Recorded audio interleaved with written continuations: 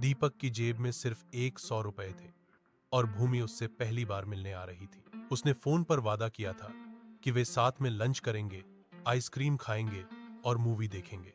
यह एक छोटा सा वादा था, पर दीपक के लिए एक बड़ी चुनौती। एते पांव पसारिए, जेती लांबी सोए, यह कहावत उसके दिमाग में शायद घूम रही थी। जब भूमि का मैसेज आया, मैं आ गई, गांधी पार्क में बैठी हूं। दीपक भागा। पार्क में एक बेंच पर मुंह ढके बैठी लड़की को भूमि समझकर उसने पूछा, चले? एते पांव पसारिए, जेते लांबी सोए। तभी असली भूमि वहां आई और माफी मांगी। भूमि दीपक की हालत पर हंस रही थी। यह अजीब शुरुआत थी, पर इसने उनके बीच एक अनोखा रिश्ता बना दिया। भूमि को भूख लगी थी और दीपक उसे सबसे बेस्ट खाना खिलाने ले गया। होटल मोती पैलेस के सामने वाली अन्नपूर्णा रसोई में 16 रुपए में खाना और 20 रुपए की छाछ। भूमि को दीपक थोड़ा अजीब लगा, पर उसने कुछ कहा नहीं। फिर आइसक्रीम की बारी आई। बाहर निकलते ही कुल्फी की रेहड़ी दिखी।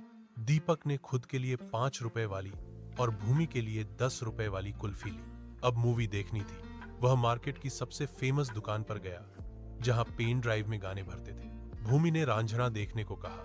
दीपक ने 20 रुपए का नोट निकाला और भैया से मोबाइल में HD क्वालिटी में मूवी डालने को कहा।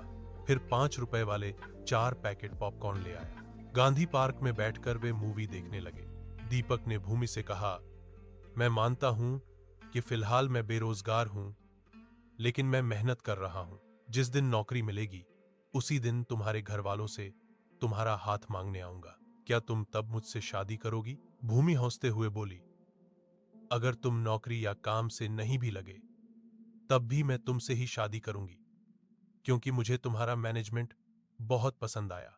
उसने बताया कि जब दीपक ने खाने की पेमेंट के लिए पर्स निकाला था, तभी उसने देख लिया था कि उसके पास केवल 100 रुपये हैं। मेरे पास पैसे थे, लेकिन मैं चुप रही क्योंकि मैं देखना चाहती थी कि तुम इन 100 रुपयों में वो सब वादे कैसे पूरे करते हो। अगर तुम केवल मुझे इम्प्रेस करने के लिए उधार लेते तो शायद मुझे बुरा लगता, लेकिन तुमने उतने में ही मुझे खुश रखने में कोई कसर नहीं छोड़ी। फिर भूमि ने पूछा, तो मिस्टर दीपक, क्या तुम मुझसे शादी करोगे?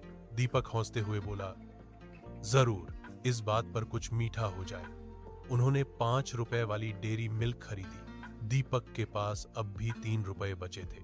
यह कहानी सिखाती है कि एते पांव पसारिए, जेती लांबी सोए। इंसान को अपने साधनों के अनुसार ही अपनी आवश्यकताओं को पूरा करने की कला विकसित करनी चाहिए।